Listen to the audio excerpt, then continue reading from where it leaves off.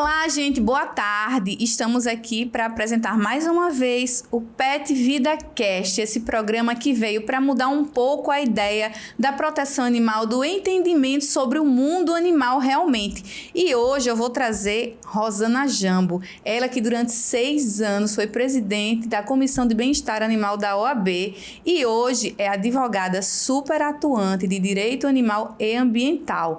Ela vai falar um pouquinho sobre os direitos e deveres dos tutores, de acordo com essa questão do condomínio, como cuidar do pet, algumas situações que ela vivenciou marcantes enquanto presidente da Comissão de Bem-Estar Animal da OAB e muito mais. Por isso, não percam, porque vai ser um ótimo programa. Se quiser saber um pouco mais sobre a causa animal, fala com a Rosana Jambo. Ela está nas redes sociais como Rosana Jambo e você com certeza vai entender um pouco mais dessa questão do direito animal.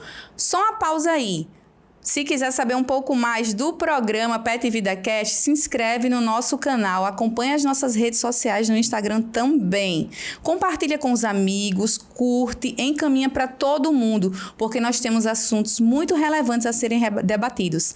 Rosana, vamos lá conversar, vai ser um bate-papo muito bacana e eu quero que você me fale um pouquinho, faça um balanço de quando você era presidente da Comissão de Bem-Estar Animal da OAB, de alguns momentos marcantes. A gente estava comentando aqui nos bastidores de tudo que você vivenciou enquanto presidente. Você subia no muro, entrava na casa do pessoal, resgatava animais, sempre pedindo apoio, lógico, da Polícia Civil, Polícia Militar, BPA, todo mundo que pode ajudar nessa corrente do bem para salvar a vida dos animais.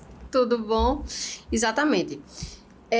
O balanço que eu faço dessas duas gestões, porque eu participo desde 2016 e atualmente também sou membro da Comissão do Bem-Estar Animal, cuja presidente é a doutora Adriana Alves, vem sendo marcado por combate aos maus-tratos. Sempre teve esse ponto central de trabalho, que é combate aos maus-tratos, conscientização, educação das pessoas para que isso pudesse ser minimizado. Casos marcantes tiveram inúmeros. Imagino. Inúmeros, inclusive com sua participação várias vezes. Exatamente. E nós dependíamos de quem? Da polícia. Nós dependíamos também tanto Polícia Civil quanto Polícia Militar. Na verdade, todo mundo tem que andar de mãos dadas, né, Rosana? Sempre, senão a engrenagem não funciona. Não funciona, para completamente. Então era Polícia Civil, Polícia Militar, muitas vezes, protetores de animais, Sim. que às vezes eram veículos daquela denúncia, porque sempre traziam pra gente, essa temática. Não tá tendo maus tratos no Benedito Bentes. Espancamento no Santos Dumont. Então o pessoal filmava, mandava pra você. Como era o processo depois que eles enviavam? Antes, na verdade, tinha aquela desorganização do envio da denúncia. Sim. Olha, tá tendo um caso de maus tratos. Não era direcionado, né, Rosana? Aí, como? Onde? Relata os fatos, junte as provas, pode ser foto, pode ser vídeo, e o endereço completo com ponto de referência. E a pessoa necessariamente não precisava aparecer. Contanto que ela denunciasse endereço correto, mostrasse vídeo, comprovasse aquela denúncia. Exatamente, porque muitas vezes eram brigas de vizinhança. Eu não gosto do gato de fulano de tal, porque sobe no meu telhado, quebra minhas telhas, e aí eu sou prejudicada por conta disso. Então eu vou dizer que fulano tá maltratando animal, que fulano prende, que fulano não alimenta, que de alguma maneira mexe com aquelas 5 liberdades dos animais, que é o que a gente precisa para caracterizar que aquele animal vive em situação de bem-estar animal. Sim. Então ele não pode ser negligenciado em relação à sua saúde, ele tem que ter uma alimentação adequada, nos horários adequados, ele não pode ter sua liberdade cerceada. Viver preso, Viver preso. Tem gente que pega um animal, um cachorro, e fica com o cachorro 24 horas na corrente. Rosana, sabe o que eu acho absurdo? Porque tem gente que, eu vou adotar um animal, coloca numa casinha pequenininha, mantém o animal o dia todo preso e quando é à noite solta. Aí depois vem reclamar que o animal ficou feroz. Tá um animal arisco, agressivo, não consigo sair com ele na rua. Gente, vocês precisam socializar os animais. Não é só dizer que eu vou adotar um animal e mantê-lo em cárcere privado, como Rosana mesma mencionou, sem alimentação adequada, acorrentado. Sem assistência médica veterinária. Exatamente. As pessoas não se deram conta ainda e é necessário que isso fique bem claro. Quando você deixa de vacinar um animal, quando você deixa um animal enfermo, que o animal está ali, você vendo que o animal está precisando de ajuda, de medicamentos, e você deixa o animal na enfermidade, você está negligenciando esse animal em relação à sua saúde. E isso é um caracterizador de maus tratos.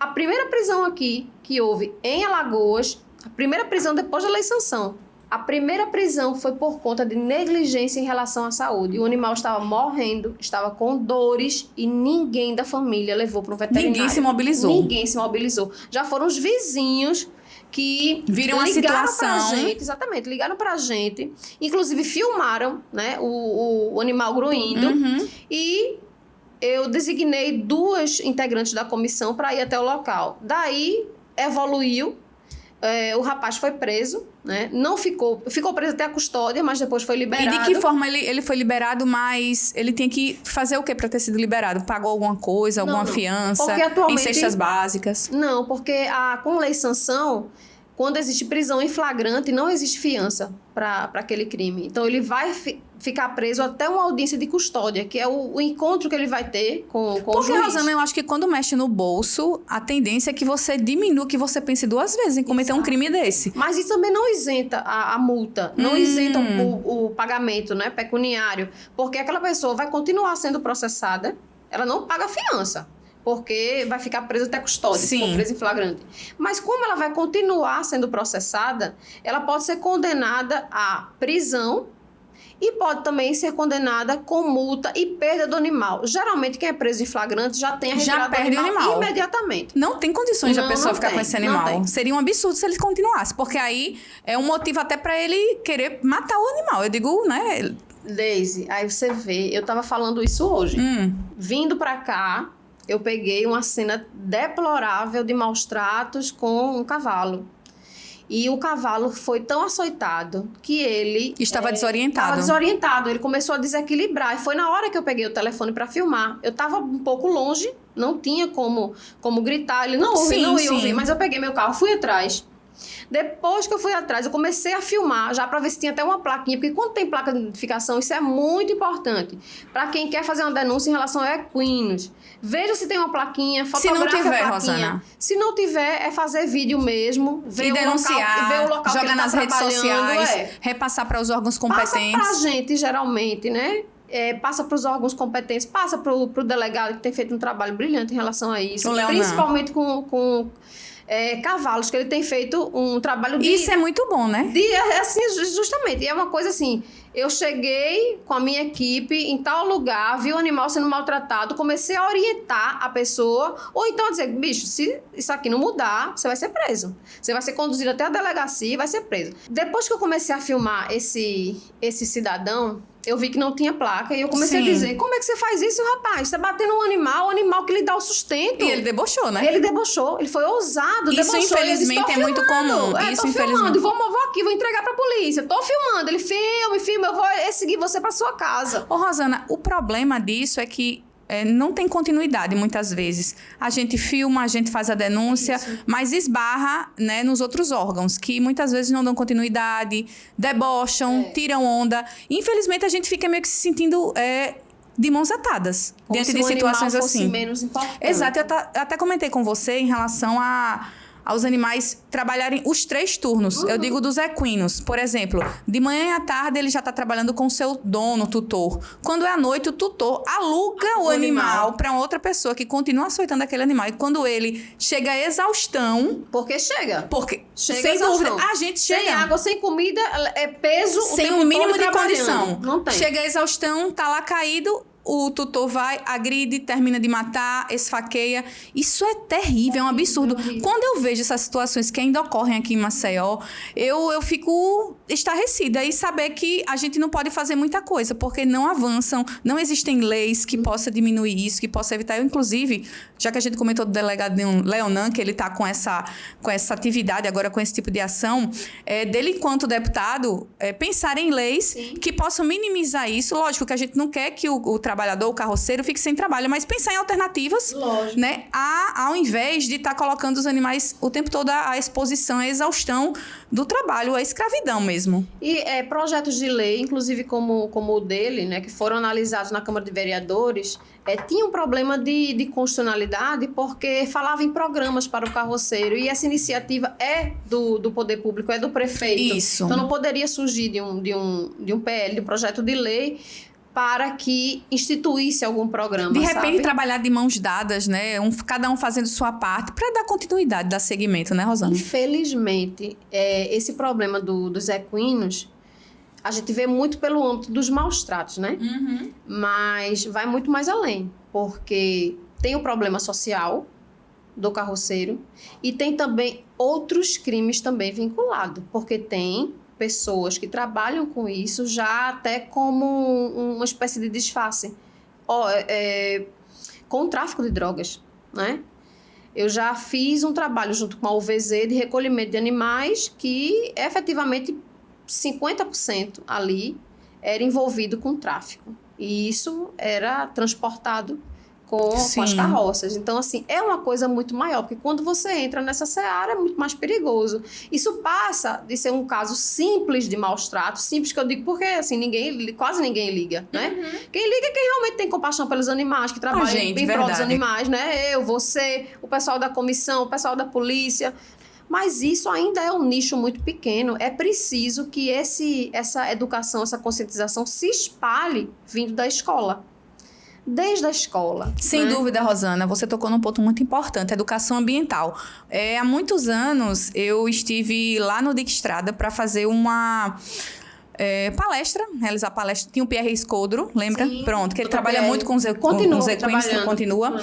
E que foram feitas aulas, foram orientados os carroceiros para falar sobre... Eles foram orientados para entenderem um pouco mais como funciona essa questão da causa animal, dos cuidados, do quanto é importante eles manterem os animais deles saudáveis, bem cuidados, para que eles prestem esse serviço para o carroceiro. Mas a gente sabe que isso é um trabalho que tem que ser continuado, lógico, tem que ser recorrente, não adianta ser num lugar pontualmente, tem que ser no Dique Estrada, no Benedito Bentes, tem que fazer uma pesquisa, um levantamento onde tem mais esses carroceiros, onde mais eles ficam centralizados para fazer esse trabalho.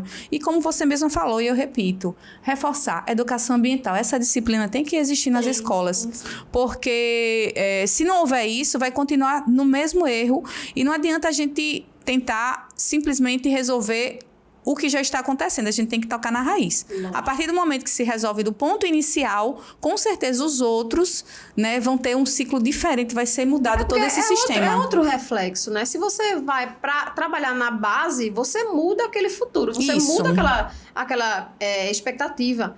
Então, claro, se você proporcionar conscientização, educação, muitas outras coisas que a gente sabe que falta, né? Uhum. Mas se você trabalhar com conscientização desde cedo, nós teremos menos pessoas a maltratar animais no futuro. A gente sabe que não vai evitar totalmente 100%, mas minimizar já é um ponto de partida, assim, maravilhoso. Porque, sem dúvida, os animais vão ser beneficiados e, consequentemente, a gente. Rosana, agora a gente falando sobre direitos dos animais em condomínio. A gente sabe que esse debate também é recorrente. E você, como advogada de direito animal, pode explicar pra gente, tentar explicar para as pessoas que estão nos assistindo, como é que funciona. Eu sou uma tutora que tenho 2, 3 pets e preciso circular pelo ambiente do meu condomínio. Você tinha mencionado para mim que surgiu um caso de uma pessoa que estava sendo proibida de acessar os espaços do seu prédio e com seu labrador e tinha que carregá-lo no braço. Isso a gente sabe que nem todo mundo aguenta. Para um homem é difícil carregar um labrador, que é um animal de grande porte. Você imagina para uma pessoa que é idosa, uma pessoa pequena, uma pessoa que realmente não tem muita força física para carregar. Como é que você orienta que as pessoas devam agir em relação a esse tipo de proibição para poderem viver de forma harmônica com os outros moradores no ambiente, no prédio onde moram? Todo edifício, praticamente todos os edifícios, tem um regimento interno. Sim. Né? O condomínio tem um regimento interno. E esse regimento interno vale como lei dentro do condomínio. Ou seja, todos os condôminos têm que atender ao regimento interno, sob pena de ser multado e outras consequências, né? Então, esse caso de todo mundo precisa obedecer ao regimento interno, o regimento interno serve para as áreas comuns do condomínio. Serve para um playground, serve para a área, o hall de entrada do prédio, corredores, né? Elevadores. Isso é área comum. Você, enquanto proprietário, você manda na sua unidade. O seu direito à propriedade é dentro da sua unidade. A área comum do seu prédio é de todos. Então, o que equivale à lei do condomínio? Nas áreas comuns, a lei do condomínio. Mas existem cláusulas leoninas que são colocadas no regimento interno ou simplesmente decidido pelo síndico, que é completamente abusivo, de dizer que o animal não pode transitar se não for com focinheira, se não for no braço. O animal, no meu prédio, por exemplo, o animal sai pelo subsolo, não tem problema algum, pega o elevador, você não desce pela escada, porque você não é obrigado a ir pela escada com o seu animal. Sim. Se existe um elevador, é para que todos possam usar, inclusive você que tem animais, porque você, dentro da sua propriedade, tem direito de ter um animal. Então, se você desce pelo elevador, é uma área comum, mas você desce seguindo normas. Se o animal for, por exemplo, agressivo, como o Rottweiler, um Pitbull, existe a norma da focinheira. É legal? É legal. Que deve ser feito, é o ideal, isso é normal. Inclusive, a gente pode falar sobre Pitbull. Exatamente. Pitbull, né? Eu acho que isso é para defender o animal, o próprio tutor. Lógico, e as outras pessoas. Exatamente. Isso daí eu concordo. Eu só não acho legal o tutor ter que descer com o animal no braço. Esse caso foi completamente abusivo. Qual era o caso? O síndico disse para a moradora que ela tinha que descer com o seu labrador nos braços e ir com ele nos braços até a parte interna. Isso não existe. A parte externa do prédio. Não pode, de jeito Sem nenhum. cabimento. Porque quando a pessoa carrega o seu animal, você não sabe sequer a situação de saúde, né? O estado de saúde daquela pessoa. Ele pode ter um problema de coluna. E ainda que não tivesse problema de coluna, isso afeta e no a sua caso de ser um dignidade. deficiente visual que tem um animal que... Um cão-guia. Né, um cão-guia. Você imagina, vai carregá-lo no braço. E o cão-guia é exceção da exceção. Sempre Exato. pode transitar em qualquer lugar. Mas dizer que o animal vai ter que descer nos braços até a parte externa é uma cláusula leonina, é abusiva. Se você sofrer uma multa, procure um advogado. Essa multa vai ser anulada no judiciário ou administrativamente, a depender do seu advogado, conversando com o síndico. Isso é resolvido rapidamente. Cada caso a gente deve analisar com lupa, porque tem regras de condomínio que é realmente para ser atendida e regra de condomínio que é completamente abusiva. Eu acho abusivo, por exemplo, só uma parte, a questão de não poder alimentar os animais que aparecem no seu prédio quando o condomínio é aberto. Isso é uma questão de compaixão, alimentar o animal. Exato. Você vê um animal com sede, com fome, você não vai dar comida para o animal? Então, as orientações que eu passo, leve o animal até a parte externa, alimente o animal em via pública.